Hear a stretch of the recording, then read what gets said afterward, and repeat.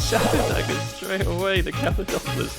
Oh, 12. Nice. I don't know enough about Shadow Daggers. Let's have a quick inspect. They don't look like emeralds to me, but still, pretty cool.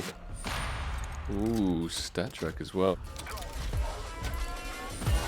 Another pair of Shadow Daggers, are you serious? In like 60 cases? That's just silly, isn't it? Rapid eye movement, nice, I'll take it. Ooh!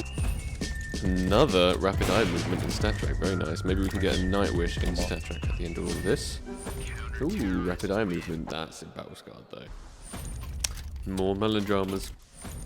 More melodramas. Another day, 500 more cases to open. This time I'm hopping in some casual, playing with my girlfriend, teaching her the game at the same time. I pretty much opened nothing good in these next few hundred cases. Yeah, didn't really go as planned. So back to opening cases. Another one. Nobody likes Shadow Daggers, Jolly. Nobody likes Shadow Daggers. That's why they're so cheap.